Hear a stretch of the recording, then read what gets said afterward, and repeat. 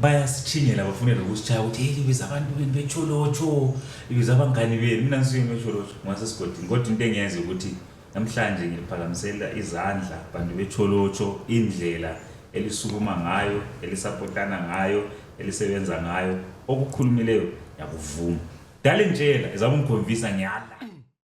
mavijilo wakuvumbulula abantu mabridge yena kufanele ukuthi nihlangane naye maybe ni strong singathola ukuthi sibe fast inyala okay yeah namfuna nizwile bathi bavumbulula abantu mabridge abanye bavumbulula amafoni banikeza kudla abona abanye banonile manje nibonile bagcwalile umazisi izithupha banda izithupha ulazi isithupha wena uniboni ngoba unibhekile so ufuna ukuthi unibone ephepheni futhi iphepha lakho lomthetho banda ekuvumela ukuthi ube lapha ngomthetho nibuza ukuthi wena mawunibheka awuboni ukuthi umuntu waAfrika udark ufuna ukubona inyi futhi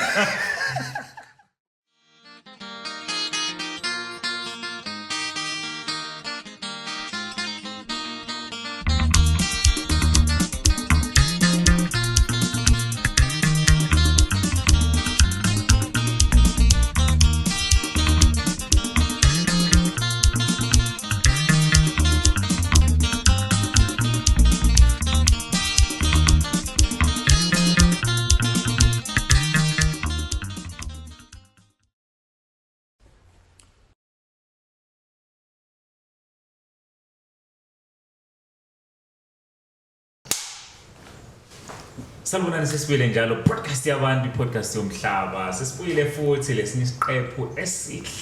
esimnandi kakhulu mfowethu kunjani i-podcast yabantu Jofi ebukelwa ngedata abafana bedata mawungela data uzame lapha usondele library usondele esibhedlela ngatholakala ama wifi asoze bezama ukutesta ngenkani ufaka isandla so uyahawuleza ukubona umuntu sengenisa isandla ngangale kwePalisade esenze so yazi ngiyaphize ngenye imini bethi besayenza njalo amanesi abathathe ngenkani abatest check igazi bese besizakala sibingelele abantu bakithi gama MC Moshaba isiqoqo sasejournalist endleni isithemba inkani sesibuyile njalo nje ukuthi uvethile ngesinye echilo ngesinye isiqephu futhi esihle kakhulu besatsho lapha ukuthi namhlanje unodecide ukuthi ujump imifula uyewela ngale kwelinye ilizwe lika baba kuthiwa nguJakwera Banda Sabino Murubwanji Banda Murubwanji tilibwino watu wa kunyumba is engine Nsomba watimile kuti wawailele injini bakurumare endli kunyumba watu wasenjini kona mafana mamarokichi bati intwana yasemajajeni manje isiZulu banda into oyithole lapha eGoli uqala uyifundise eGoli mina sijuru ngambile nisifundile manjeleni ona nisukile kude na daula pa nafikile maZimbabwe nihamba nifundile leZimbabwe wafika wawufuna neZambia eZimbabwe nijile kuti kuna watu bafikile matorojo nitione torojo so ufike eZimbabwe banda uhamba ngani ubuhamba ebusuku overnight transport road ni mixile kuhamba nemanyawo namikisa nemoda namikisa nemabicycle abanye ni watatele mabicycle ni gijima sometimes ni wile pass but kusala ukuthi nifike banda nomese kubobhisi banda amaphepha ulawo njengoba nanku usizowafika eGoli amaphepha amapampiri unawo amaphepha kuyenza kanjani umazisi izithupha banda izithupha ulazi isithupha wena uniboni ngoba unibhekile so ufuna ukuthi unibone ephepheni futhi iphepha lakho lomthetho banda ekuvumela ukuthi ube lapha ngomthetho nibuza ukuthi wena mawunibheka awuboni ukuthi umuntu waAfrika udark ufuna ukubona inyi futhi ufuna kubona mo maphepheni yes positive sibona ukuthi wena usemthethweni yini kuba la umthetho kabani umthetho welizwe it is very kabani because ma Africa yonke umuntu ifikile ma Africa umthetho kabani anidingi maphepha mina no one back waona ukuthi muAfrika unyama wozokuthi munyasalanda British ufuna amaphepha ukuyenza kanjani so sine problem transport band la sibesifisa ukuthi usincedise indaba ze transport indaba ze aviation lezi time traveling ebusuku ezokuhamba maybe la into esishanyela ngayo thina uyazenza lazo manje why ujika ukhuluma ma vacation what ngithe mina aviation uyabona lento usebenzisa uma uhambe ubusuku uhamba ngani kuyadependa ukuthi niyenza kanjani lese uyavakasha kodwa maybe kulomuntu okusukeleyo ufuna ukuyenza meeting naye owenza njani macraft kusimple macraft Depende ufuna kugivela umtanyelo lomncane ufuna kugivela makomane wena makomane bakupepeta mbila ya makala ushalile pakati very nice nice transport no traffic from Ibro to Chorocho 2 hours 2 hours from Ibro to Chorocho very fast from Ibro to Branta because good nyana maybe 4 hours faster than the aeroplane famba moyeni ucine nini Branta ungathulele khona nje zolo I think it was 3:30 this morning. Ubuye khona Branta New York khona Branta vele ulala khona besina meeting icalile ne10 izolo iphela nema _2 ibiyani meeting yakho kunabantu wadelela kufanele ukuthi siwa dumisele nezulu unobuhle uyamazi ngoba la usimazi ukuthi ulala khona eMalawi bevuka sengapha eSouth Africa la ngathi uAchimoyi la yesaranda Maviji lo wakuvumbulula abantu mabridge yena kufanele ukuthi nishangane naye maybe ni strong singathola ukuthi sibe fast nyana okay nemfuna nizwile bathi bavumbulula abantu mabridge abanye bavumbulula amafoni banikeza kudla abona abanye banonile manje nibonile bagcwalile very good woman that one I love that woman sizokuhlanganisa la if I can be like maybe find someone good like that one I'll be fit I'm telling you fit kanjani I'm talking about fit not fit okay remember I am not a mulungu this English is something that we just talk like we hear people it's not a problem bantu bakithi ngelinye namaciko akithi lo jaha nthemba selimangele ukuthi kwenzakala namhlanje abanye abathemba bakubonayo yikho ibhadi nje ukuthi la esuka khona sometimes kusuka kube nzima ukuthi umuntu azaqhame eJofi ukuthi umbonto lesiphiwo esinzima kakhulu lizama ngathi lo ndoda mase sesijika sesitshintsha manje ukuthi kuzoba njani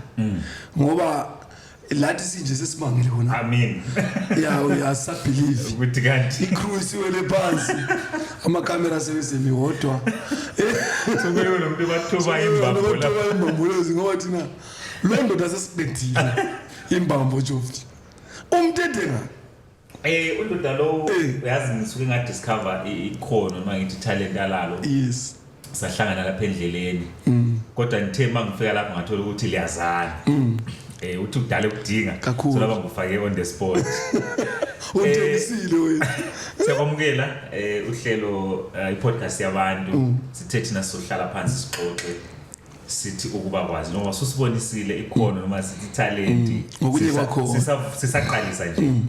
cela uzethule ebantwini babekwazi ukuthi ngubani Salvonani nabezinale lesilo namhla lihlangana ke lo George Mangameli uRafael Mazolonchi ngikhathi mafuza frenje inkosi umfo wabhoshisa ke lo wathi mkhonto umnyameni babongolela inyamazana ekijoro abathakathi bangena kwezinye sezikhalo kumane imdegu zamangwentanyeni wathi idizeni bafana kodwa lingamoshi isikhumba sami kube umdala ogida beswa kuyaphila bengayifakaza leyo ndaba ngushabangu nguntshinga ukhathide kabhezenia kahlamba kamayini suka madoda waziwa ngekamvunulo kaMzilikazi. Pass.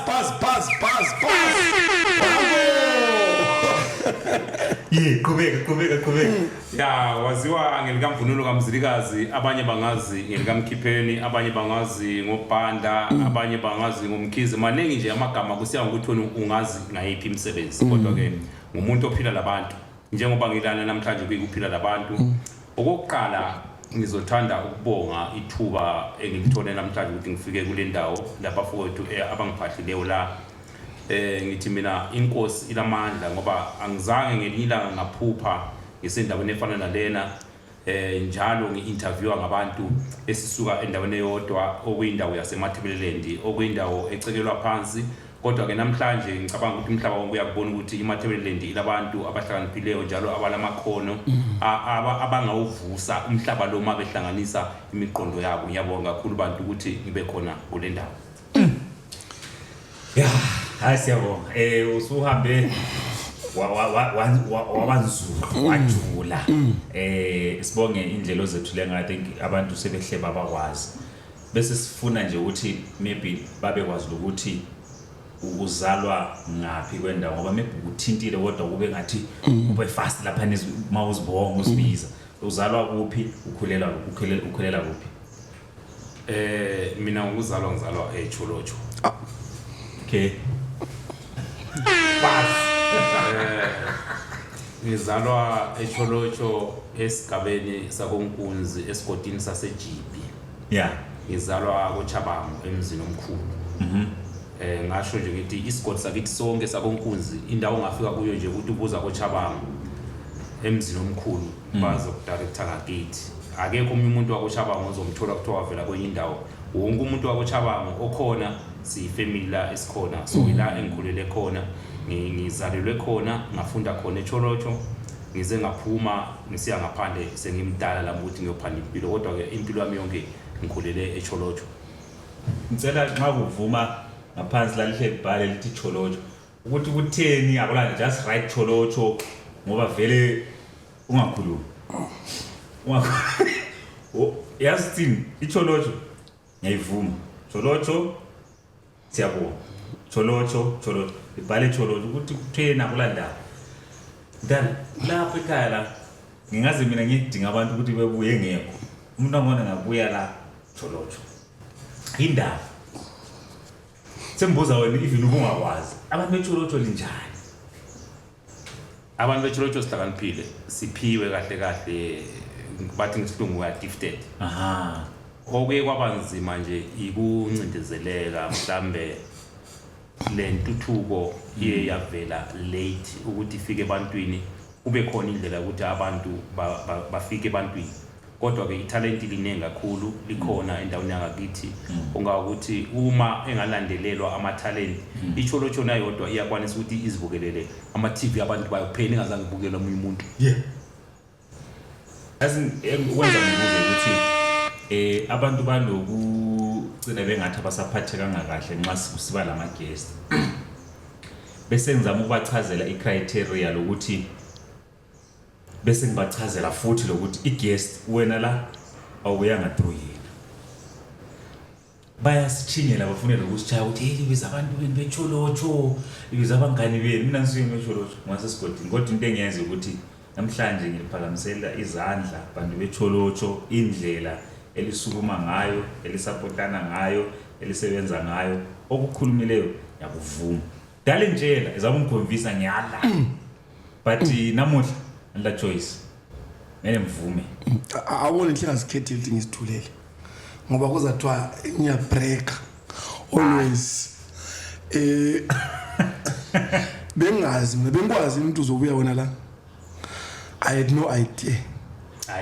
Iqiniso impela sinesikhathi sagcina ukuxhumana ngaloko esasixhumana ngakho. Ungathi isikhathi maybe abantu bazacana maybe uthi last week. Wothi sile minyaka. Yeah, iminyaka phela maybe ngaba ko 6 to 8. Wow. Kodwa ke ukuthi ngizokuthola bengikwazi. Bengisazi ukuthi ngeke ngifike kule ndawo ngapha. Uncle Safe. Wow. I think into enhle kakhulu ukuthi like ayitshilo ukuthi I think izigaba zakithi zilamandla ukuphakama zodwa kungalindwanga ukuthi senzelwe izinto ngabe salinda ukuthi nganawe ujovisi eqashwa maybe nguze PC maybe namanje ngabe lokho sicela imisebenzi yoke siqoqoda abantu bakithi beswele ama voices abo where their stories can be told ngumuntu onsundu ngumuntu ngesintu sakuba sizwisisayo ngoba ke mayivakatshile maybe kwezinye inhlelo maybe kwamanye amagagasi usuku umuntu limited iphiwe maybe 2 minutes ukuthi awuxoxele sizokhulumela abantu ngithi mina ngabe sonke siyayenza nje ngakhona ukuthi sisukumele nama talent ethu iziphiwo zethu esazinekezwe uNkulunkulu kuzo zonke izigaba ngicabanga ukuthi na abantu bakithi bonke even outside Jolojo ba gifted ngendlela esimanga ukuthi if we can all stand up si appreciate ani si consume a talent lethu ngicabanga ukuthi the first few minutes that we had with him if we had a functional media space ngabantu ongathi maybe yibo takalanise sami bakithi absolutely yibo provide I content because into emhle comedy these are our stand up comedians besikhalisela nje undoda abathi nguleni moJonas othule emalangeni adlulileyo iGolden Buzzer America's Got Talent sithi well done kakhulu ngoba into yokudayisebenza la uzowathi iGolden Buzzer kuphi eAmerica ngapha engajala iGolden Buzzer so ngenye into futhi kumele siyenze singabantu ukuthi ngabantu ukuthi malathi masingaba support abona abantu given that platform as well labo obhanda ngabantu asebanga receiver iGolden Buzzer ngokwazi kwami eminyakeni edlule besaqala even labo mahlalela these are the people that were there umahlalela before they even became umahlalela bayaziwe done a lot of work he can play different characters umbazi kwami think kuyinto sizabe sixoxa ngokuhamba kwesikhathi kodwa ngithi mina into enhle kakhulu ukuthi nanka ama platforms sibonga ukuthi ma lithela memeza osathi thina akubuye uzokhuluma lesizwe la uma ungumuntu uyathatha isikhathi sakho ubuye uthi akuze ngikhulume lesizwe sami singizwe mhlawumbe kwaningi vele umuntu esukela silokuthi uJovu lokubiza ngomsamo le ndawo yokuthi indawo yokuthi la uma usuka la ukhona ukuzwayo ukuthi ngicabanga ukuthi lana mkhwengi somewhere so thina sithi siyabonga ukuthi even ngakugcina 7 years lokhu senza the same thing oyenza la manje choosing to remain consistent ungomunye umuntu maybe you have given up on your talent and you are tata something else what angone izivoxele maybe udaka Jofi ngiqhubele phambili so ngithi ingqungquthela yami kakhulu kusupporteni intweni zakithi abantu bakithi masingazabaphakamisa ngathina akekho umuntu uzabe uzosiphakamisela bona absolutely nampo panda bonke mfowethu indlela osuyibeke ngayo ngoba isiyinto futhi ekhuluma lokukeleyo ongakaze abone uqhakatheka ukusupport into zakithi ukuthi uqhakatheka kangakanani njengoba uyithintile indaba ka Len moJonas very soon he will be called American and we can't claim him back so sifuna ukukunikeza nansi platform ukuthi njengoba suzethulile sifuna ukwazi ngecomedy ngomculo ngokulingisa ukuactor phecelezi sibekwazi ukuthi usudlule kuphi wenzani manje asiqale kakhulu sisigxile endabeni ye umuchabanga uvela konkunzi eCholocho uAchimwene ungena njani ufika nini ngiyabonga ithuba lo ukuthi ngizokhuluma labantu njengoba seshilo lapha na umhlonishwa angiqolise lapha uthe abantu bami hayi mina angilapha abantu akulala ngibizwa khona ngenkosi mhlambi inkosi yami imisebenzi yami iye ngangiholela ukuthi ngibizwe ngenkosi uma ngisebenza kahle ngokweqiniso labantu kodwa kwamanje angakabi inkosi yalutho inkosi entuthwane yabona uma so mina lo msebenzi nawuqala especially kwamahlaya umsebenzi nje obuvele uyisiphiwo engikhule ngumntwana okade esitoti besithanda ukuhleka ebusuku ukhona umnye umakhelwane lapha ekhaya kodwa ke uzangiqolela ngoba usaphila ngomdalo osekhulile ubaba uNcube lapha besithanda ukuhlala phambi komuzi kaNcube ebusuku bese sikhulumela phezulu ngabomo ukuthi anikele ngezinja maye nikela ngezinja lapha izinja zakhe lathi sinikela phambili sithula bekusichaza thina kodwa besimhlukumeza umuntu obudala lwana awubantu belilinganikela lina siphume yena ubenikela thina then izinja zakhe masifika nikele phambili dula sesizilandela sigijima sibaleka kubaleka kwethu lapha sihleke into yakhona athukana inhlamba zakhe thina bezisimotivate besijabula masizinhlamba zakhe asithuke ngenhlamba zonke besingalandaba lazinhlamba zakhona yeah so okay sometimes sambe selusa izinkomo sibuye ebusuku ngabo 12 ngelila ngasibona izipoko lamathonga sipaneke sishinkomo ngelila ngasambe libona izipoko nje baba yeah izipoko sazibona sinjani isipoko isipoko nxa describe abantu abelusayo bayakwazi amathonga ukuthi ngikhuluma ngento enjani akusichazile itswende emhlophe nje engaqedakali ukuthi kwazakala into ethusayo nje usho ukuthi aso illusion ngeke ngaso imagination yabona ke bafowethu selifuna siqabane ngamaluju weshindawo sesikhuluma ngesinto la okay ngithi uthe semsabona yeah okay sithi liphupho yeah ekhuluma ngamaphupho ya lamaluju weshindawo asinoluju weshindawo usho ukuthi lento le yinto lawa uyibona yeah into engikhuluma ngiyibona okay siqale ngesipoko so ukuthi uzuconfirm lezi sipoko wawuyabe ubone into enjani angithi izaqala usathi mhlambe umuntu olandelayo uthi ubona buhamba yeah usubona ukuthi speed ukuthi lento lo muntu akuthole uthola ukuthi lo muntu akafiki akakulandele emuva uyabona no uyabe imhlophe nje lento kuyabe anti sasisipokweni anti uthi yasabi kutho yeah isipoko uyabona isipoko sabe senza amalahle no amalahle abe khitika amalahle lapho amalanga abe nje aqedakali ukuthi kwenzakala so okay kukhona sasikhumbula bebusiness lebizwe isipoko sazi bona phela la ungangeni deep kakhulu entweni zeziphuku lezi because mina ngisebenza ngazo lezi sesibone sinye khona into eshawa nguthi ukuthi awuwazi ukuthi liqiso noma yijo alright azidlule endaweni yesiphuku but manje ungakadlule endaweni yesipoko kuliqiniso na ukuthi ungathubalekela isipoko uwe isilonda zakho nasipoli hayi angeke ngikhompe kodwa nawo kwanisa ukusibalekela ya kubaleka ngakhona kubaleka ngisho ukuthi ngehlahla azange ngiwe wahlala sichiya angazi itonga zambe itonga ke itonga kuyafana ukhetha ngendlela efana nayo kanjani yeah yebo kukude kumhlophe ongasomayezi awu kodwa mayeza ngafana amayeza so into emhlophe iyabihamba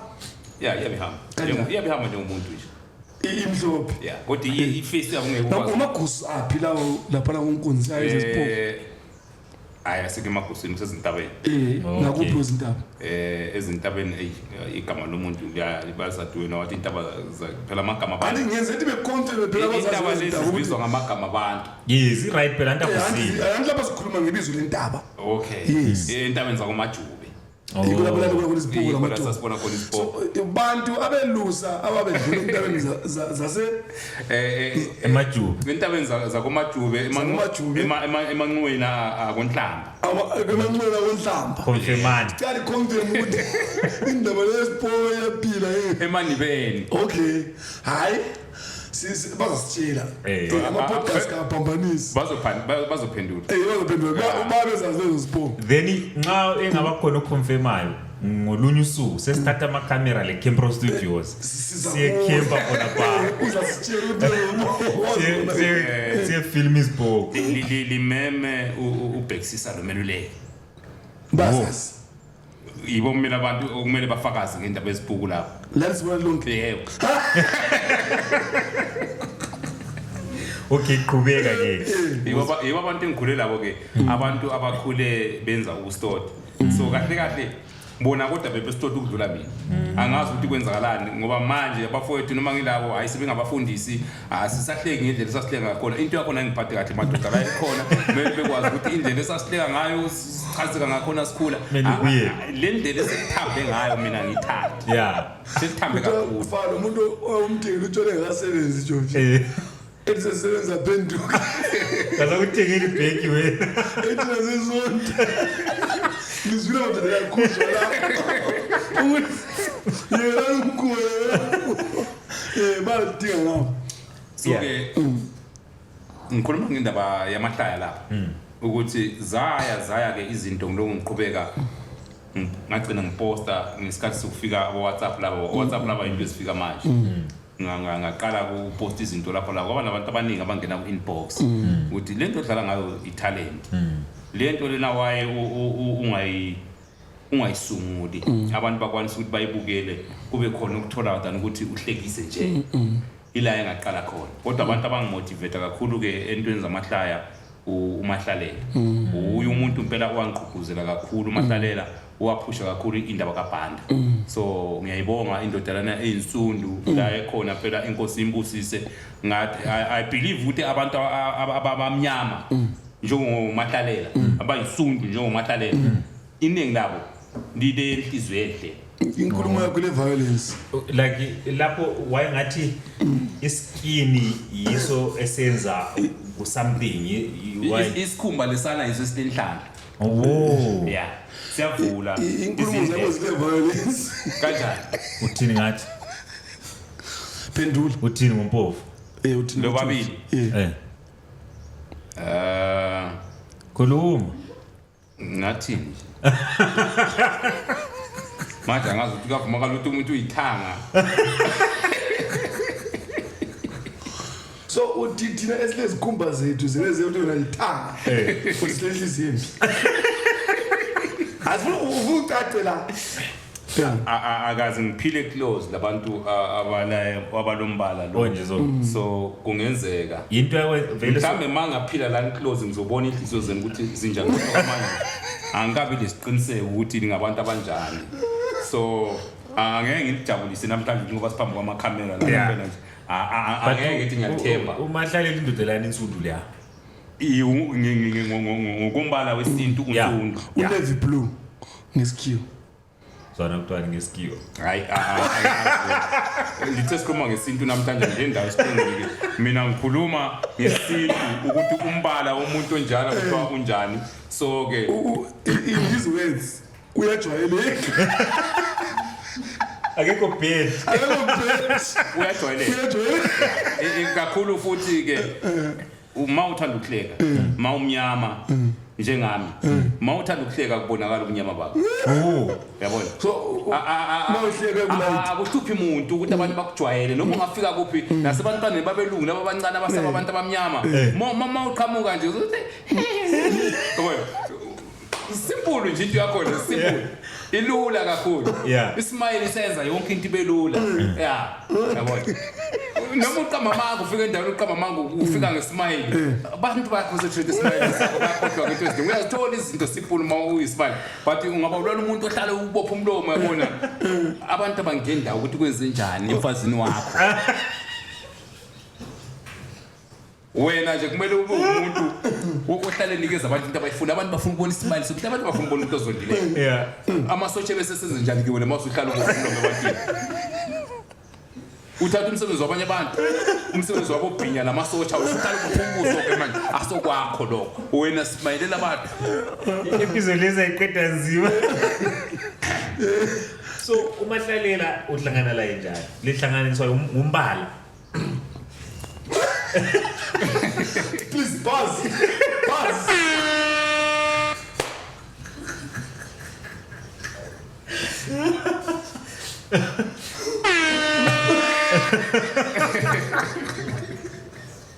manje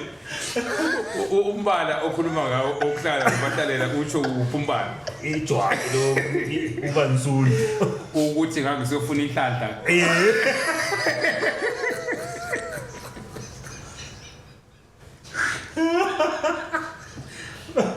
lihlangana njani uMahlalela sahlanganiswa ngeindoda abathi uMike uyamazi Mike mabuda if I talk Come on, shut up there. sorry What didn't worry you? okay hey boy Yeah. you know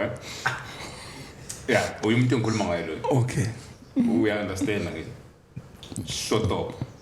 the drumstick Bros, continue now. ngithi ngizama ukuchaza ngoMike mangenza so ngiyachaza ngeMike okay Yes, kubeka. yeah so umuntu esasikwenye igroup eyayihlanganise ama-comedians amaningi abuya endaweni ezi-different then ngafika kuleya group kwaba nabantu abayithandayo into engiyenzayo uMike wasebuya ku-inbox wathi yazi ndoda ngicela sihlangane kunomunye umuntu efuna ukuhlanganisana naye ubani ofuna ukuhlanganisana naye ukhona indoda othiwa uMahlalela lapho engifuna ukuthi uhlangane naye yiko ukuhlangana kwami noMahlalela yasuka lapho-ke lo Mahla kodwa-ke from the start ngihlangana noMahlalela kuze kube namhlanje kangizange ngabhalela iscripture mina ngoMahlalela yonke into esayenza lo Mahlalela Uthi ama-scripts enonke lawana Improve. scripts impromptu. mina ngiyatshelwa ukuthi manje uzoba udokotela ukuthi ngizoba udokotela kanjani ngiphume ekhanda lami Wow. uzoba inyanga ekhohlakeleyo ukuthi inyanga ezikhohlakeleyo zenza njani uzophuma ekhanda lami Wow. indlela engisebenza ngakhona Talent.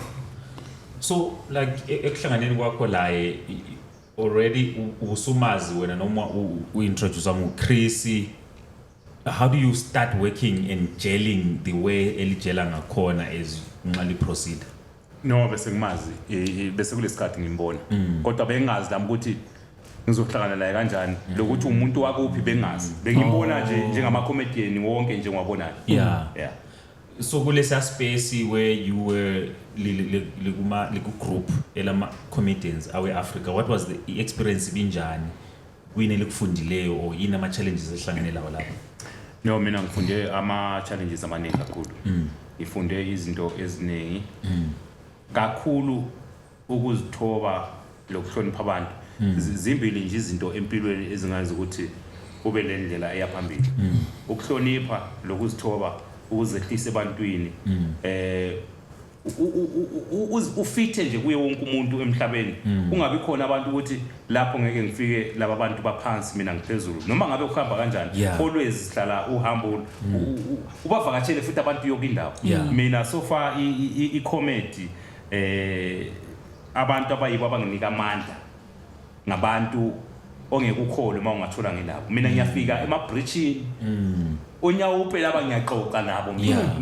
ngiyabatreata njengabantu abaphilayo hayi ukuthi ngoba umuntu lwasesidla inyawo so kumele ukuthi mangimbhekile ngimkhafulele noma ngimchamele noma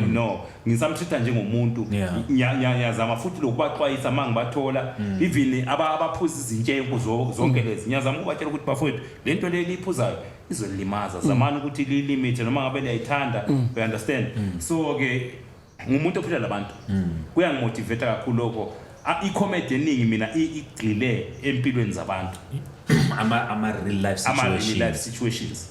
noma ngayiphendula mina ngiyenza i-comedy kodwa iyabe ikhuluma nge-reality ungalandelela kahle kahle izinto engikhuluma ngazo mina ziyabe zibest kwi-reality life angithi vele bathi art imitating life usuke usuyithatha lento usuyilingisa ukwenzela ukuthi abantu bayamukele ngcono ibe lokuhleka nje wadala lokho esihleka khona la. So kuleyo journey iziphi izinto ongathi wena esengikwenzile noma eselikwenzile ukuthi uyabona la ngisebenzile imapha ama stages osuke wafika kuwo othi nxa ukhangela uzizwe lawe uziqhenya? Ama stages esengingafika kuwo khuluma ngama international movies amabili engaba involved kuwo. Okay. Kwaba khona The Professionals lapho engangi phoyisa lase Burundi. Wow. Then kwase kuba khona American Last Days of Our Crimes lapho engangi social reporter. Yeah, ngangi social reporter kuleyo lontuza leyo. So kuzoba khona uQueen Sono eKapheli Thusi on Netflix. Netflix yes ngaba yiMalawi Uber Drive. Wow. Lapho ebengixwayisa khona abanye abantu base Africa mabefika la eMzansi Afrika ukuthi baziphathe kanjani ukuthi mawufika lana ukuze uphile labantu base South Africa kumele uziphathe kanjani ngayiphi indlela lokuthi ukuze usurvive ube safe yonke leyo nto leyo umsebenzi wami ukuthi ngiwonishe abantu abavela kwamanye amazwe ase-Afrika ukuthi mabefika la kumele baziphathe ngayiphi indlela. Wawathula njani ama roles lawo? Ngayenza i-audition online then ngafika ku-audition ngathola kunabantu baseMalawi,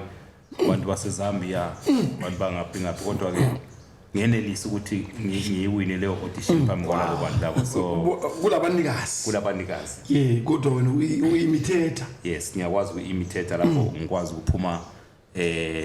lento phambi kwabanikazi. Ngiyakwazi ukuthola into phambi kwabanikazi bayo, especially ulwimi lolu. Olwami ulimi impela nje alugoqene. Luyavuleka, luyakhona ukuzenza izinto flexible. Ngokukhuluma indimi ezingaki? Indimi engizikhulumayo ziningi. Hayi. Ngikhuluma lezo zokuyisa. Ngiyakhuluma isiNdebele. Ngiyakhuluma isiZulu. 1. Ngiyakhuluma isiSwati noma ngekho perfect. Kodwa ngiyasikhuluma. Sikhuluma isiVenda. Ngikhuluma isiPedi. Ngisikhuluma isiShangana. Ngama language engiwakhulumayo lawo ongawokuthi angeke ngilale ngendlala mangifike kulawo mazwe noma ngafika eMozambique ngiyakwazi ukutshela abantu baseMozambique ukuthi ngilambile ngifuna ukudla. Ngiyakwazi ukucela amanzi abantu baseMozambique, ngiyakwazi ukushela amantombazana aseMozambique. Qhakathekile khona. Disclaimer. So I'm very interested Jovi lapha namayithi wayedlala irole yokuxwayisa. Yes. Engabe wayelingisa or actor, but I think ukuthi it's always difficult for people coming outside from a different country kakhulu ube maybe lizweni elibhizi njenge South Africa to settle and be worried of into esifana labo crime lokuthi basefu njani like how you. I'm interested ukuthi so i-advice lay yayisithini. Is it a role that you played or that's how you auditioned? No, i-role engayidlala. I-role engayidlala leyo ukuthi umuntu ma efika lana i-conversation nje yokubuza umuntu ukuthi ubuya ekhaya. Okay. Ebese yasho lo muntu ukuthi mina ngibuye eDRC. So ma umuntu wase-DRC ufika la eSouth Africa kumele uziphathe ngale indlela. Ngezizathu eziso awulinganise khonapho ukuthi like let's say umuntu obuya ngaphandle, someone might be watching podcast ibukelwa umhlaba wonke and is interested in this conversation. My brother, where you come from, if I may ask you? I come from England. You know, there is a lot of problem happening in this country. You must be very careful. If you can see the way they're beating us, our brothers and sisters here in South Africa, I'm telling you, it's very terrible. I don't like it. Sometimes they calling us Grigamba, all those bad words. It's not good at all. But I want to tell you something. If they can come to me, they're going to run one by one. That's why I support what Wema. You know, where I was trying to get you off. You would. He uses comedy to speak reality. Yes, to spread the message. To spread the message, the awareness. Ngoba lento ayikhulumayo into vele it's real. That is really ehlangana labantu bokufika ikakhulu mabe kuleli lizwe ukuthi thule sebegijinyiso sebeshaya bebizwa ngamagrigamba ngamakwerekwere. We recently eminyakeni lost our dear brother Elvis Nyathi. Through these things like ungakukhulumile. So I think ukuthi it's a platform where it might have been comedy, but he spoke reality and spread awareness. Into esifisa ukuthi ngabe singama Africans ngeke ngazwa futhi isaqala ukuthi unabile ekuthini owakumele kube lamaphepha in African. Ngase nanzelela ukuthi it's a message on its own and wena ngithola ukuthi I think you are a pan-Africanist as a person ukuthi una umuntu okukholela ukuthi abantu abamnyama kumele behlukumezana ngoba singabantu bani kunjalo lokho kuliqiniso kahle kahle ekuzalweni kwami ekhuleni kwami ngimncane iphupho engangilalo ngangile phupho lokuvikela isizwe sort of like soldier or a police or something. Okay. So leya mindset yokubona abantu bekhuselekile noma ngasawenza ngalowo msebenzi ikhona emqondweni wami ukuthi always ngifisa ukuthi ngibone ukuthula, ngifisa ukuthi ngibone ipeace. So ke ngumuntu ofisa ukuthi abone ama-Africans ebambene eyinto yodwa njalo ebambisene esupportana kuyo yonke into ababe beyenza. Yeah, so lama comment ami wonke engiwenzayo ungalalelisisa kahle kulesikhathi uzobona ukuthi i-comment kodwa ke ilokuxwayisa phakathi ile mfundiso phakathi angenzi comedy lana ekhuluma inhlamba no ngiyenza i-different comedy ezama ukuthi ibumbanise abantu kodwa kuyi-comedy ingakhuluma inhlamba. Wow. So I think indlela osibeke ngayo isivele yazwakala ukuthi wonke lokhu kule nhloso yokufundisa as much as kusihlekisa kusichaza kodwa kule nhloso yokufundisa. So into ade ngifuna ukuyibuza ngama roles lawa ngibuza ukuthi wathole kanjani ngubani agent yakho? I-agent iyayenza ukuthi ngize ngifike kulama international movies ebengikhuluma ngawo la kubo Peltus yonke lapho ngubekezela Dube owe Becky Casting. Okay. Nguyena muntu owangifikisa kulezo ndawo. Ngibona I think uCrispin Nyathi was once under him. I don't know if he's still there or met them boss. Of course. Also they came into South Africa doing some gigs through here. Madlela. Oh, yes. Those Cambridge Arts and things like that, yeah. So now in terms of the stages also go again akuzo international movies la kukhona yini okunye okukhona manje that you are currently working on or that you are looking forward to working on? Kukhona okukhulu kakhulu okudlula ama drama lawa esihlezi siwenza nje iphupho enginalo njengamanje ile phupho le movie Banda First Time in South Africa. Wow. Okay. So ngikhuluma ngephupho impela elikhulu okuyi movie ongaqeda usuku lonke impela uyibukela. Banda First Time in South Africa. Yes, Banda First Time in South Africa. Ngithemba ukuthi babukele ama sponsors ama actor lanlani. Nangu umfowethu useyibekele indaba Banda First Time in South Africa. Sengihleka vele ingakaqali. I think vele yena is a good storyteller. I've seen most of the times kulokuba labantu abafisa ukwenza ama productions maybe babe the equipment or they can edit, they can direct. Ngicabanga le camera futhi lalele ukuthi if it's a story that because he's a good storyteller and script writer as well. So ngicabanga ukuthi isabadinga abantu abalutshwane kwelakithi ama storytellers, people that can put their minds, put a story together on a piece of paper. Kuphume a very interesting story. Ngicabanga ukuthi ngenye imini singazibona ukuthi lama productions ethu oNollywood bakhula so labo Hollywood labo bakhula so ngicabanga ukuthi ngabantu ukuthi mabe ngathola usekelo omunye umuntu ozwayo laphana ngoBanda First Time in South Africa basondela kungaba ngenye Netflix kakhulu production enzima kakhulu. Manje mdala lapha siyahamba sikuzuvela lasemculweni. Umculo wona ungena njani into okade uyenza ngesikhathi usenza ukulingisa ecomedy noma into evele phakathi kwendlela? Umculo umdala kula ma comedy. Umculo into ngimncane engikhule ngithanda kodwa mina bengithanda ukujayiva kakhulu. Okay. Ngiyakhumbula ngelinye ilanga iqhawe lapha naselalala uNtuna Malaba wayele band konkunzi ngahamba lapho bhuti abadala ngoba ngangimncane mina ngangithanda ibendi kakhulu kodwa ngimncane so sathi mase sibuye ebendini ubuthongo bungasavumi sithe masifike emasimini akithi ngathi hayi uma sengemasimini akithi sengisekhaya lapha senilala la Emasimini alale emasimini bahamba bakuchiya ngithe hey manje ngiyabona indlela kumnyama ngakhona sengiqala ukubona lama light ngithi la muntu uyahlaselwa izibuku lezo zibone comment ngakhijiwa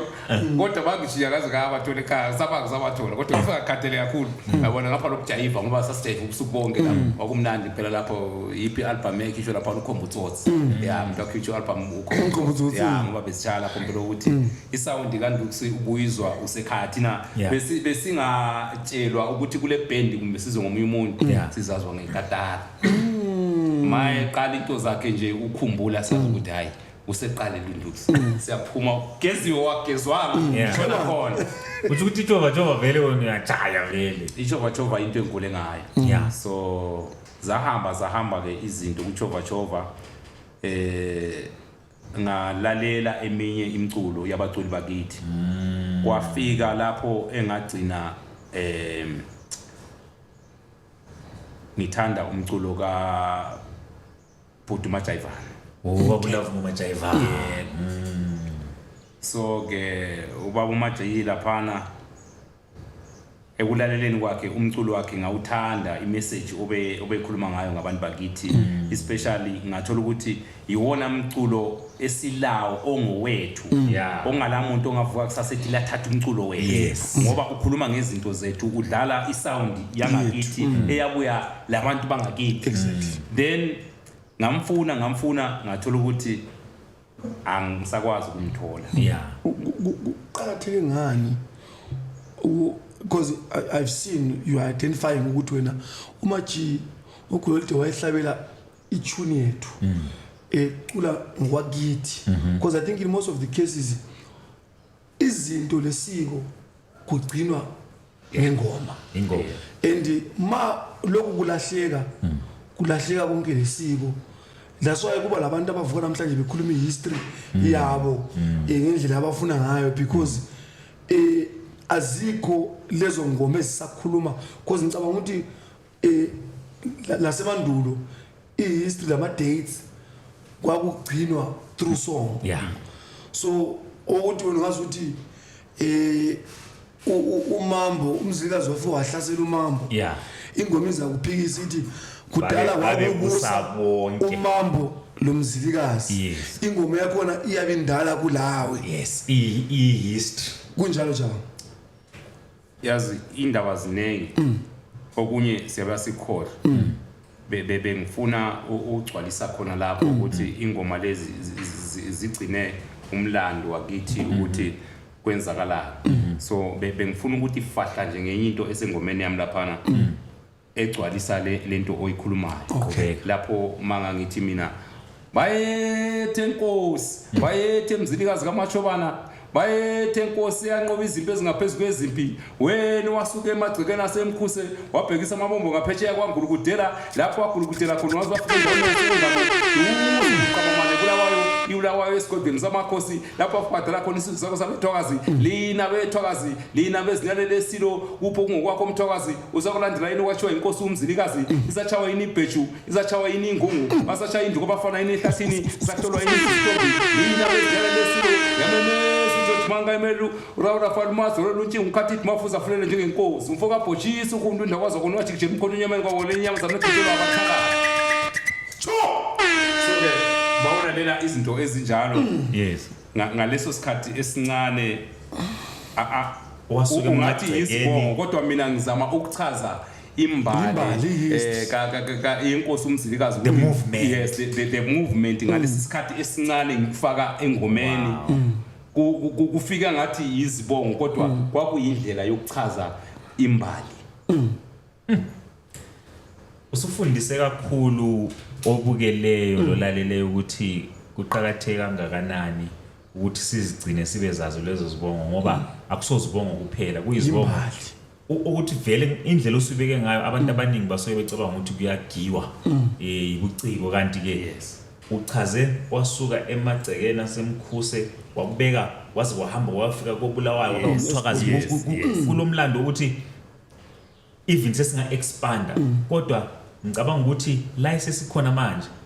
kukhona esesahamba safika khona sacina asisezwa sokukhulunywa even ngezinto ezikhona ezamanje ngoba manje sokumele sikhulume ngompofu sikhulume ngokuthi umpofu awayenza Joshua Mqako wathi organize ama event abawenzayo baqala i-podcast yabantu into kumele ibe khona ezibongweni zabantu ukuthi kulandeleke umlando kunomaponga sekhuluma sebesiyakhotha abakufunayo bedistort omaponga bebhala abakufunayo bethu umzilikazi cause like recently he's been pushing a narrative yokuthi umzilikazi umfanisa ncamashi lo Sisi John Rhodes umzilikazi umfanisa ncawanshi le colonialist kweyakhe ihistory umzilikazi ube umbulalo wafika wathola kule these other tribes wazibulala zonke wenza esakhe wezi mawulandelisela ethi ekhuluma ngabakithi so ngicabanga ukuthi not amplifying these voices ezifana boJalango leaves a vacuum for people like Maponga that loves to bastardize history and spread this propaganda of making the Ndebelezi feel as second-class citizens in Zimbabwe because uyakwenza ngathi umzilikazi wasuka lamaNdebele kwaZulu ikanti umzilikazi kwaZulu wayesuka nje lamakhumalo lamangulu ambala thina sonke omkhulu ngabantu owabathola abanye phambili abanye bahamba ecosha khona phezulu bafika baphilisana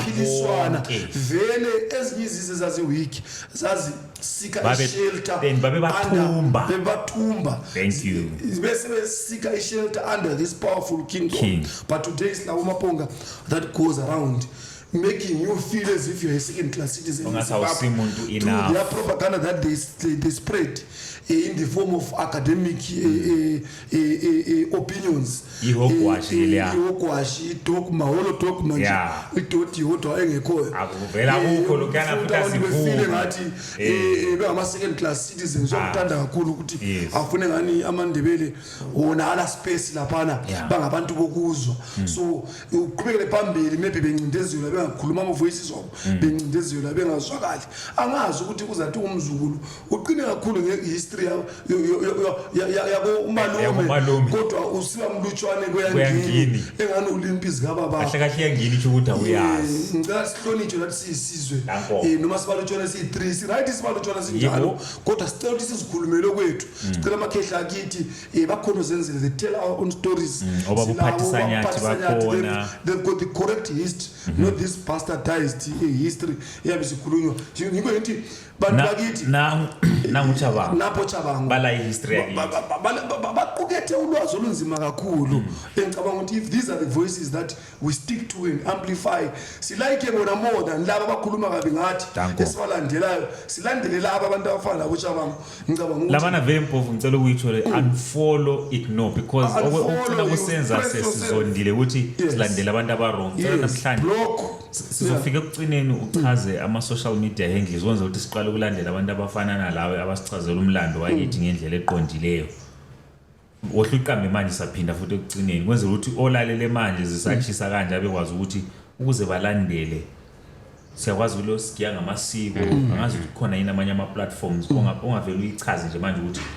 siuthola ngaphi umlando wakithi kulama motivations engilokuyenza emapagini wemvunulo kaMzilikazi ungangena nje uthi imvunulo kaMzilikazi uyathola okuningi kodwa ke ma usufuna ukuhlanganisa amahlaya la yonke imisebenzi engiyenzayo uthi banda imvunulo ku YouTube then ku TikTok banda comedy Instagram banda comedy but ku YouTube uthi banda imvunulo ufuna ukuthola umculo lamahlaya la yonke into engiyenza uyayithola lapho uthinta into vele echiselisa kakhulu especially indaba yomlando saze sagcina sithinta kakhulu laba abasuka besiyisile uqhakatheke kangakanani umlando wethu usinceda ngani maybe into ongayichazela nje umbukeli kancane ukuthi why kumele siwupreserve siwugcine siwulandele umlando wethu. Ngicabanga ukuthi sesihambe kakhulu sashiya emuva la kade sivele sihamba khona. Yes. Ngicela ukuqala la kumele iqale khona. Okay. Lapho esigcine sikhuluma ngendaba yomculo. Yes. Umculo lo njengoba ubizwa ngemvunulo kaMzilikazi nje. Igama lelo ayisikuthi lakhethwa ngoba ngalamuntu olisebenzisayo. Lilencazelo ukuthi kungani kwabizwa ngemvunulo kaMzilikazi. Azange kube igama nje. Ngikhulumela phela ngathi mina ngafuna uMaji ngangamtholi. Ngagcina ngithole uDerek. Ongumntaka kaMajayivana. So ke ngicela ukuchasisa lokho ebantwini. Chaza. Kungathiwa mina ngathi uDerek ngumntaka kaMaji. Ngazwa ngaye ukuthi ungumntaka kaMajayivana. So abantu bengathi mina ngathi already we understand. Yeah, lo muntu mina ngahlangana laye lami kuthiwa ngumntaka kaMajayivana. So ukuthi nguyise kumbe asiyoyise kumbe kwenzakalani angendawo. Mina ngathatha lokho engakuzwayo njengomuntu owayefuna uMajayivana. So ngathi mase sengithole umuntu okuthiwa usondele kuMajayivana ngajabulisa kakhulu lokho. Sahlala phansi lo ndodalwana ngamchazela ukuthi ngifuna ukwenzani. Sahamba sayo recorder i-single song eyayibizwa ngokuthi Sonela ubani. So ke sithe masiqeda ukurecorda le ngoma ngase ngithi mina igama lengoma esasiphumela lo lalibizwa ngokuthi imvunulo kaBulawayo. Then njengoba sesithi sibize ilontuza ngemvunulo kaBulawayo kuzofanele ukuthi sivunule njengoba sesiphakamise indaba yemvunulo. Le ndoda yayijika lento wathi yena akayigqoki imvunulo. Okay. So yena akazwani nemvunulo. Angeke azayigqoke imvunulo. Yilokho okwasihlukanisayo. Isizathu kwaba ukuthi uma siyimvunulo kaBulawayo wonke umuntu oyabe invite esizwa igama lemvunulo kaBulawayo uyabe expect ukuyabona imvunulo. So uma sesilelinye ilunga elingayigqokiyo imvunulo into yakhona iyabe ingasahambi ngendlela. So ke ngase ngisithi mina ndoda ngumuntu ogxile kakhulu entweni zamasiko. Ubaba wayengumuntu owayelandela amasiko futhi wayengifundisa izinto eziningi ngamasiko. Ukuqhakatheka kwa ngiyabuya embuzweni wakho lwana ukuqhakatheka kwamasiko bengifuna uqala eqaleni la. Then ngase ngithi mina ke lo muntu lona njengoba ubaba uMajayivana wayevele epresenta abantu bakoBulawayo engumuntu wakoBulawayo. Ake ngishiyele le ndoda leli gama lemvunulo kaBulawayo ngasungula imvunulo kaMzilikazi ezagoqela wonke umuntu wasemathebeleleni.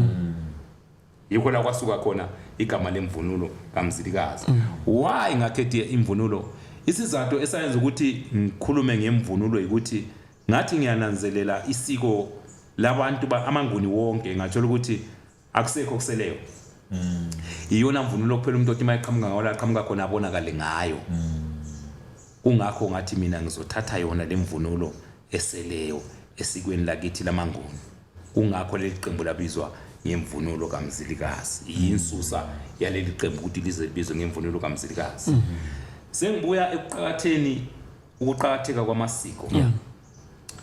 Angibeke nje into eseduze la singayikude kakhulu. Izulu lesikhathi singanani la gcina kunetha. Sesida kakhulu. Abantu babulawa indlala. Abala plan. Kodwa entabeni bayaya. Baya faster. Isikhathi side kakhulu. Kodwa izulu liyala. Why? Salahla amasiko. Ngicabanga ngokwami umqondo mina abantu isonto ngokwemiyalo yayo ifanele ukuthi uyilandele ngokupheleleyo. So ke abantu isonto bayihamba amanqampu isiko baliyekela bajoyina isonto kodwa isonto le abasayilandeli ngendlela efaneleyo. Kungakho ingekho into ezolunga. Okay. Abantu baphuza utshwala baya emasontweni bayaganga babulala abantu abanye balala abafazi babantu abanye balala amadoda abantu yonke leyo nto leyo iyenzeka kodwa uya esontweni. angeke uchama nqampu kuNkulunkulu kufanele ukuthi into yakho iphelele ube ikholwa elipheleleyo so ke ababekwenza kahle kwakungamasiko ngoba imithetho yamasiko yayiqinile ukuthi makufanele wenza into kwafanele ukuthi uyilandele ngendlela efaneleyo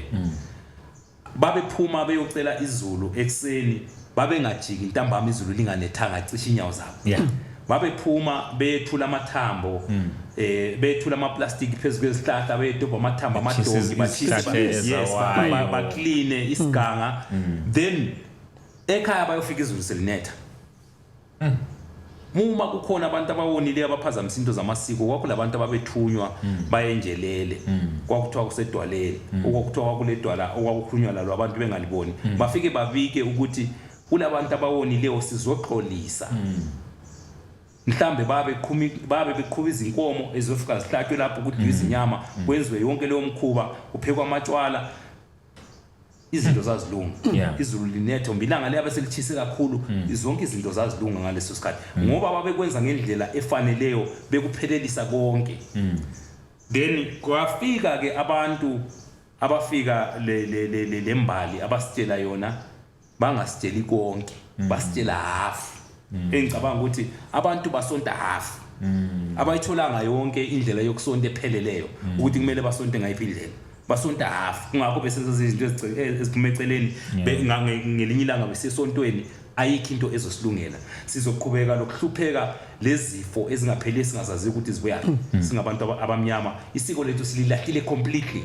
sithatheka ngezinto esingapheleliswanga kuzo ukuthi siyaphila lazo kodwa mina ngithi isinto sithi akulahlambeleyo ngokufelwa ngicabanga ukuthi siyi generation bathi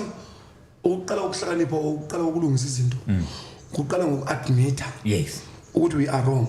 so I believe ukuthi siku right direction ngoba ngananzelela labasontayo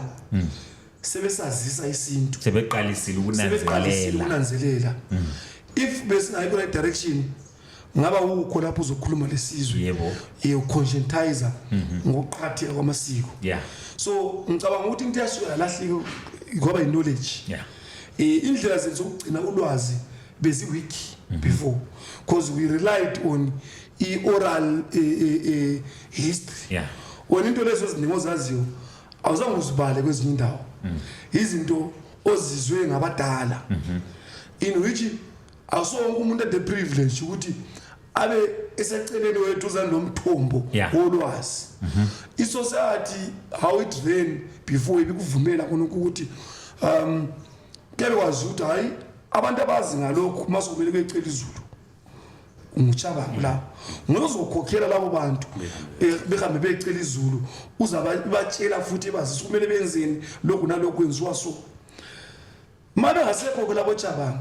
kusala kube nzima ukuthi lo mkhubu uqhubeke ngoba ozokhokhela abantu ewenze ngendlela eyiyo ukuphi so ngicabanga ukuthi ukuchitheka kwabantu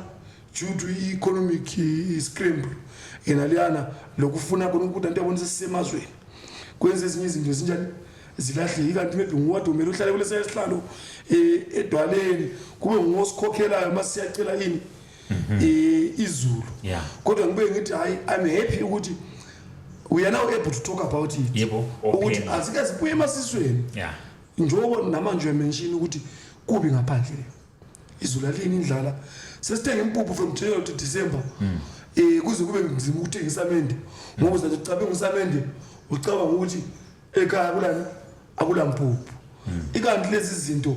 ukudla bekungabelanga akusela ziphala phela kulezi insuku hayi ukunanzelela imizi yakulezi insuku asisekho iziphala ngoba inala isachaya akusalinywa engicabanga ukuthi kubela back to ukuthi lezi zinto zamoshakala kuphi kodwa ngicabanga ukuthi ngokuba conscientize la kuze lezi inkundla ezifana zenezi ukuthi sidlala nale role libuye la ngochanga ukuthi sofundisa isizwe ukuthi asikezani ukuthi sizibuze ukuthi thina singobani kwalahlika kwaphambaniseka ngapha kanti lana kangaka ngapha sisegole emjibha lina izulu lize likhathale ngesuku uye kwezinye izindawo zelizwe izulu bayakhathala ngalo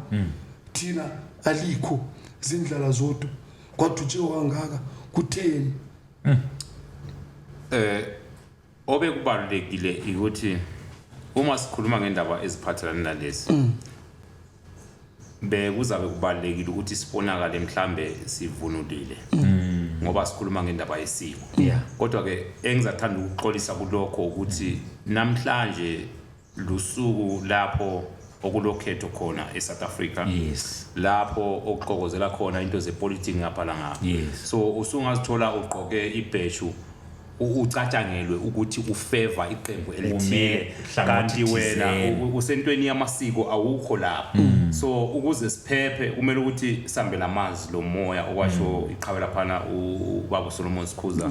owathi yena kulabo kunkusela bonkwisana bamba lo moya so ke sibalekela izinto ezinjalo kodwa ke khona kuyadingakala ukuthi izinto ezifana nalezi siziqokele isiko liphelele lapha sikube lamase udiyo lamaqhaga la yonke leyo nto leyo ukuthi sipresente ngokupheleleyo ukuthi sikhuluma ngani sifuna ukwenzani singobani sivela ngapi siya ngapi so ke ake ngiqale emculweni futhi ngiyiqala phansi ukuthi lapho engiqale khona ukucula kwathi ngo2004 sengibona iphupho lelo ukuthi ngifuna ukuveza ebantwini elokucula ngacabanga ukuthi ngizamane ngicule nje ngingazange kube khona umuntu emconsultayo mhlambe engihlala la phansi imbuzo ngadinga inamba ka Babu Dallas angayitholi ngaze ngathola eka Alendoda ngafonela uAlendoda wathi kimi woza eBeria kulili ngisengikhohla inamba la wayihlala khona ngahamba ngayofika eBeria ngafika ngamchazela istory sami wathi umfoka Ndlovu akusime ngiphethe izintambo lami ukhona abangiphetheyo asambe sibona ubaba uMadala Boy wehlala ku Doris eYuveli la saya ku Doris kwafika kwaqhunywa izintambo aphi mic kwathiwa awucule sizwe voice yakho ngacula kwathiwa ke hayi hamba uyecula uzoba ngumculi kodwa hayi manje Uncle Dallas lo yes Uncle Dallas emculweni kuyabekezelwa i message engayithola bebonke behlangene elo mfana ukuthi hayi emculweni kuyabekezelwa ungathi ngoba namhlanje kuphethe imic la uzuse ukuthi usungumculi ukuba ngumculi kuyasetshenzelwa hamba uyesebenza sizohlangana ngelinye ilanga so yilapho engathola khona amandla lokuthi lami ngizitshela ukuthi ngakwanisa ukuthi ngiculele abantu so ke ngaleso sikhathi wawucula luphi uhlobo lomculo ngithe mangizoqala ukucula ngahlangana nomfowethu laphana esibuya endaweni eyodwa eChabanda bathi nguFrance Mapoko yes so ke uMapoko ngumuntu esihlangane ngo2013 sahlangana ngo2013 ngangibone ebhale ku Facebook ethi ngifuna umuntu esingancidisana emculweni bengamazi bemncane kakhulu manje mangibona la kuyakhonto ubuye eChabanda tawo phela ngumuntu wakithi ubuye eChabanda sahlangana ke sasebenza sonke iminyaka emibili so lapho kuhamba khona uke wabasebandini kaMapoko uMapoko besicula sonke behlabela lonke bengenza ama-backings wena wathi uzenza ama-backings yes bengenza ama-backings lapha qhubeka ngayo umculo so ke zaya ngasungulela imiqembu yalibizwa ukuthi inhlambe entabeni inhlambe entabeni abantu abaningi baba confused ukuthi inhlambe entabeni njani unhlamba ngukhokho untabeni ngumkhulu so literally hayi ukuthi wawuthethisa abantu entabeni manga ngisithi inhlambe entabeni ukhona wayecaba ukuthi mhlawumbe ukhona ogibela phezu kwetaba athethisa abantu no unhlamba ngukhokho untabeni ngumkhulu so kwakuyikuzama ukunikeza abantu ukuthi siyasungula njengoba ngiqala ngonhlambe entabeni ukuthi ngiqala kubomkhulu le ngisahamba ngamadolo ngisaqala phansi kungakho ngasebenzisa lawo magama lawo so yila engaqalela khona umculo zahamba ngahlangana lo munye ubaba bathi uNkululeko Sibanda the Bulldog wayecula imbaqanga wayecula imbaqanga wayele voice enyayisimangaliso lwana baba nguyena muntu ke owangisusa erumbeni ezongehlisa engisa kwimbaqanga sayenza ialbum eyodwa ngebhadi ke sayenza ialbum eyodwa wadlula emhlabeni ebizwa ukuthi abafowethu ya sabale album yodwa sayikhipha yayithi abafowethu ila engaqala ukuconcentrate khona kule afro jazz sengiqala ukufunana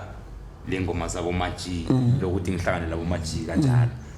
yikho la eyasukela khona lento lena ukwehliswa kwami from irumba ngiyehla ngisiza ngapha phansi yasukela lapho ngisuswa uNkululeko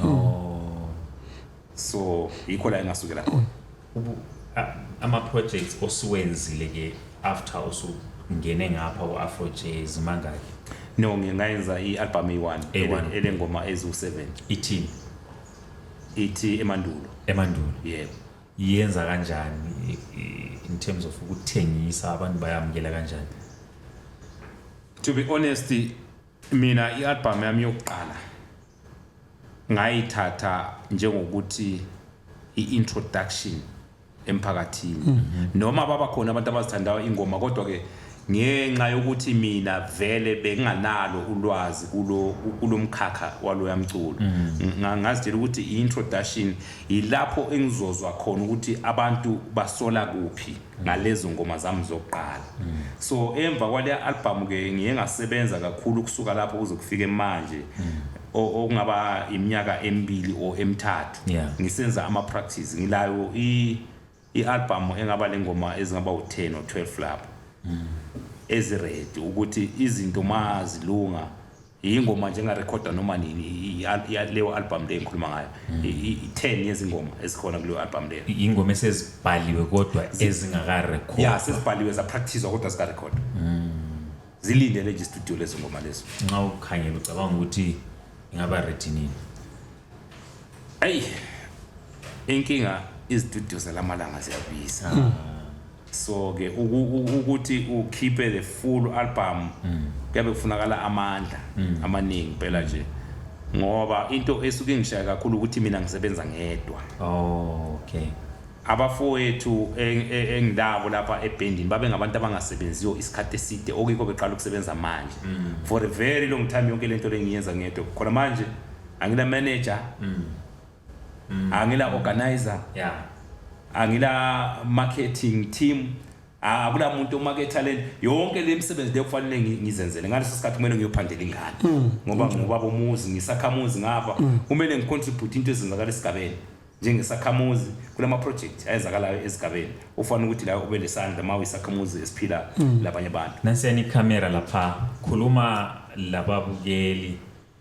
kumbe umuntu ongaba yisponsor kumbe ongalekelela thina woza ngincedise nansi opportunity to talk to the people. Sizwe samahlaba ezulu nangu mfana kaBhoshisa la umfana kaBhoshisa uyadinga umuntu ongakwazi ukuthi ebambisane laye kulo msebenzi engilawo umsebenzi engibhekane lawo umningi kakhulu umsebenzi wamahlaya ngapha umsebenzi womculo ngapha umsebenzi wokulingisa wonke lo mculo awula muntu obhekane lawo umsebenzi engibhekane lawo ngiyedwa ongakuthi kuya kubenzima ukuthi mawu artist ngapha uya compose ngapha uyenza zonke lezi zinto ngapha uya organizer ngapha uya advertiser into yakhona isuke igcina ingasahambi ngendlela ngoba angeke ukwazi ukubamba konke uyiwani uyabe udinga abantu elizobambisana njengoba besho nje bethi izandla ziyagezana umuntu nje njengoba waphiwa iminwe yaba ngu10 umunwe nomunwe unomsebenzi wawo owenzayo umunwe lomunwe nje kukhona umunwe uyanwaya umunwe uyadubula umunwe wenzani yadalelwa lokho imini ukuthi incedisane Sithemba bazwile ababukeli isikhathi sasishaya sifuna ukuphuma sevota lathi asiliqedanga uhlelo futhi asiliqede kodwa sifuna ukuthi sivalelise uzosixolela khona kodwa la kusekhanje basho ukuthi kusemsamo sazobuya sibeloke sixoxa nokuyithintela kakhulu indaba yesintu ngicabanga ukuthi ngelinye ilanga kumele ke sibuye sigxile kuyo kakhulu kumela nxa i-album si ready sesibuya futhi sizoxoxa ngayo amazwi akho wokugcina ehlelweni la nothi empilweni awugcina nje ukuthini ngalezi zinto ozenzayo njengoba usucelile wafaka ilizwi phandle lebantwini before siluvala uhlelo ngizosinikeze lo mfowethu layo futhi acha wakho ukugcina ungathini ebantwini ababukeleyo kubabukeli bonke emakhaya ngithanda ukubonga nje ithuba engiliphiwe ukuthi ngizokhuluma labantu engicabanga ukuthi ngokuqala nqa empilweni yami ukuba live kwicamera ngikhuluma labantu ngiyazenza ezinye izinto lapho nalapho kodwa ke ukhuluma ngento ezibaleke ngalezi zinto engikhuluma ngazo namhlanje ngokuqala nqa so ngiyabonga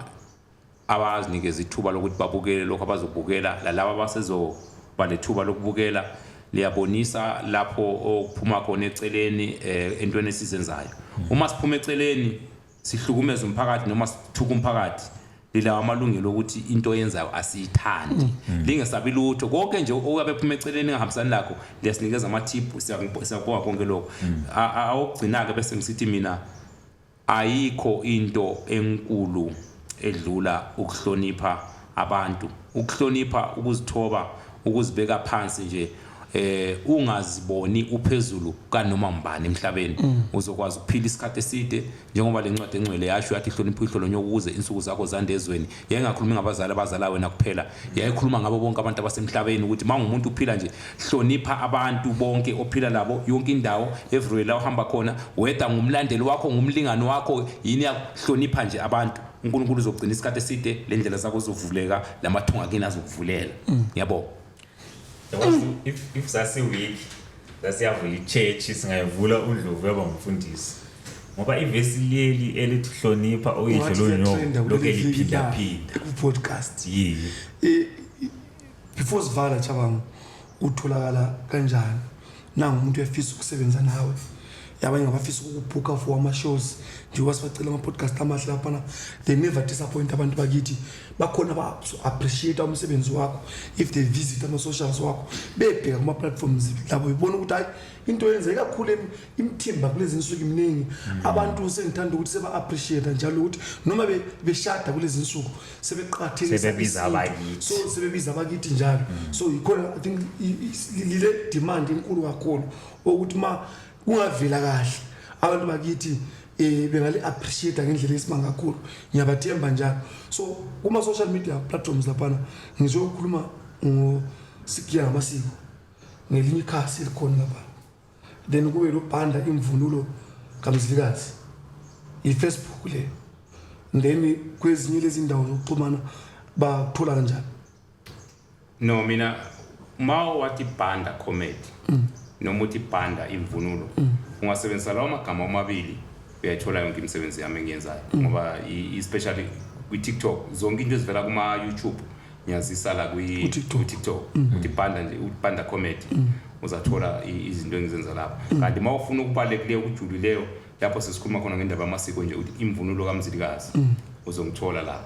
yeah because ngilokulibona lapha kusikiya ngamasiko showcasing imicimbi kakhulu kuba khona ekhaya most of the times uthi kusenkayi ngale inkosini uDakamela kucelebratewa uthola ukuthi kuyomhlahlandlela ngo September liyaphatheka kakhulu kuleyo msebenzi mina ngilandela kakhulu into zamasiko kahle kahle ake ngikubeke lokho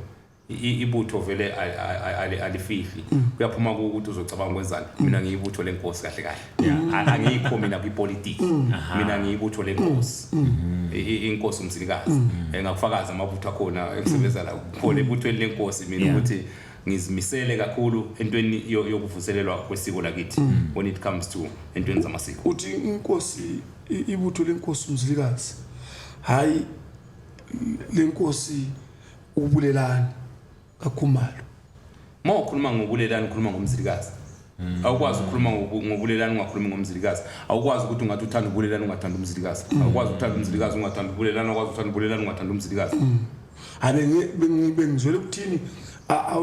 awuliphathi awuyiphakamisa inkosi uqala emuva ungafiki ngapha ugcine kunkosi ubulelana ake siye kwezami izibongo uma ngisithi ngifoka Bhoshisa uBhoshisa ngibaba kusiyimi uBhoshisa lo wathi ngijela umkhonto emnyameni ngoba le inyamazana ngijela abathakathi kwakuubaba so ke uma ngithi inkosi umzilikazi ubulelana ngithi uyinkosana enkosi umzilikazi so ke uma ngiye ngathinta inkosi umzilikazi ngikhuluma ngobulelana angikwazi ukuzonda into kabulelani ngithi ngithandeka enkosi umzilikazi into eyodwa akuhlukaniseki lokho akuhlukaniseki so ke uma ngikhuluma ngenkosi umzilikazi inkosi umzilikazi umuntu uyakwazi ukuthi siyakhoda mayiseka inkosi iphi inkosi esilayo manje khona umbuzo wompili yakhuluma nkosi ngibuza wena oyaziyo iphi inkosi uyaziyo owake wazwa ngayo mahebezi yiphi inkosi ubulelani yebo kunjalo uma ungakusho ngona lokho ukuthi inkosi ibulelani ngiyabe besifuna ukucaca ukuthi uma ulibutho layiphi inkosi ngoba kulezinye ezilokuzwakayo zenkosi ukwenze ngabuza khona ukuthi kulezinye ezivelayo lazo zizibize ngenkosi hayi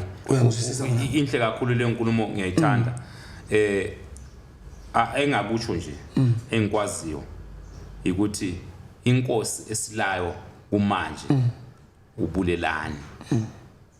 so ke ngiyibutho lenkosi ubulelani angithi sengizokubeka ngoba ufuna ngichaze lokho kodwa mina bengiqale le enkosini umzilikazi uma ufuna ngikubeke ngaleyo ndlela ngiyinkosi ngiyibutho lenkosi ubulelani so ke amabutho ngelilanga sizobuya lamabutho agcwale la efaka amabhejulana ezochaza kangcono namanye amabutho amadala nokuba nawo kusho ukuthi awusilandeli sesike zaba lawo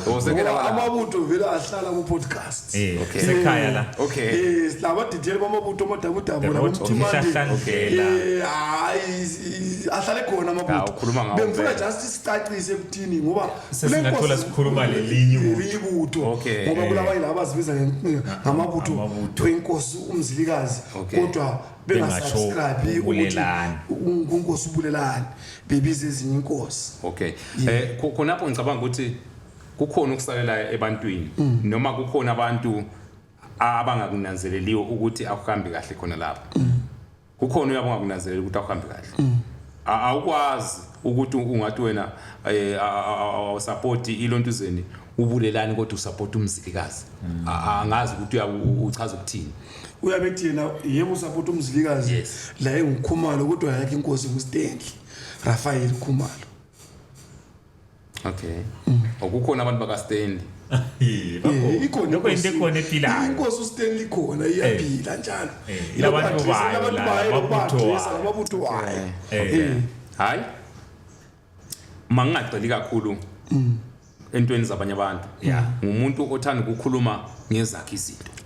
into yakhe yabeyazi so mina angifuni ukufana nama politician abathi mabe campaign abathi ubani wrong wena uzokwenzani ilokho mina engicela kuko kakhulu ukuthi mina ngiyangaphi ngisupportani ngifuna ukwenzani ukuthi kulabo bana benza inlani hayi kuzabonakala sokuvunwa lokho ekugcineni sesiyabhula la sisabona khona yonke leyo nto uluma komule so uchilo ujovela phala inamba bangakashiyi futhi inamba ithi yona 078 08 99 339 email address chabangu117@gmail.com uchabangu le Gmail etolojo ejole Gmail so bese zikhosi konkunzi ukuthatha abantu ama-emails sibonge ama-podcast amahle lapha na Jofi ngicabanga ngabantu amanye amaciko akithi kumele siwayeseke lawa siwasupporte ngendlela esimanga kakhulu these people can turn out to be great stand-up comedians bese represent lathi nginanzela ukuthi lokuhaya bebhakaza uzame kodwa ungathi irole le mabuthweni ngale basilela mana ngani bayahaya sicela lisibambele laphana endlela esimanga kakhulu ngicabanga ngomunye umuntu mebhukule enye ikhona futhi angaza linanzelele elokuphatha umcimbi akaza kwenza kodwa yakwazi ukuthi engakwenza futhi akachaza abantu kakhulu lokulingisa hayi ngumuntu olingisa ngendlela esimanga kakhulu engicabanga ukuthi ama agencies azabebukele lapha ama casting agencies abebukele kulapho zeni casting umuntu aqhatshwe na umuntu aqhatshwe umuntu wakithi pure lithuba lokuthi akhangise yabona ungathi uyalunywa vele ngiyakhona into ezingilumayo phela into zakini emalawo phela ziyaluma bengithi mina khonapho usaphethe indaba yomcimbi umuntu mangadideka ukuthi manje lo njobe hlala esikhulumele into sakhe zasemalawi lezi siyathi mase simkhathe emcimbini yethu afike enzeni ngoba ke lapho lokho ukuba se studio ukusakaza into ekhona siyithandayo yabona so bengifisa nje ukuthi ngithi fahla ukuthi abantu babone ukuthi siyakwanisa ukuyenza lo msebenzi yabona they have it yeah ukuthi Salmonani babukeli emakhaya lapha ke namhlanje lihlangana ke lapha ke lo mfana wemvunulo ke lapha ke emsakazweni isikhala lapha ke ikhona lokuqala ke lapha ke sibona ukuthi ukhamba kanjani ke sithola ingoma emnandi lapha ivela kuzija ziyamluma uvela lapha endaweni yaseDogo bathi kusecholoja lapha ke what 17 hawo indoda ayidle umhlanganiso kakhulu ke lapha ke kwezomculo siyayibona iyavela njalo nje lapha ke ukhoze FM ivela indawo eziningi kumabona kude bayayithanda indlela ngakhona lento ungabona indlela egiya ngakhona ngeke uzuvuma kuba indoda seleminyaka sethe ukuqhela kodwa ungavuka ukuthi grade 7 lapha phuma esikoleni yashinika leyo ndoda leyo bakusiza ukushini kahle siyabuluma lapha ke sibonga kakhulu abantu bakithi ke sihamba ke lapha moshaba ke lapha amazi moshaba ke lapha itheswa ngomNigeria lapha ke my brother lapha stay ke lapha studio sijabula kakhulu abantu bakithi siyalithanda ngendlela esimangaliso ke sinethemba lokuthi wonke umuntu uyanethezeka lapha emakhaya uma nisibuka ngalesi sikhathi nangoku umsakazo wenu danko Unafakela amabhasi babukela abantu podcast studio Nanzi Michael Danzo talent galo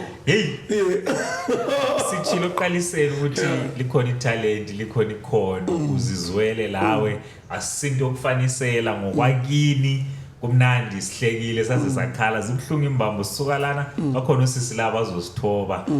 ukwenza ukuthi singathi siphinde sibe ngcono kakhulu futhi sibonge mbukelo omuhle sayidede indawo danko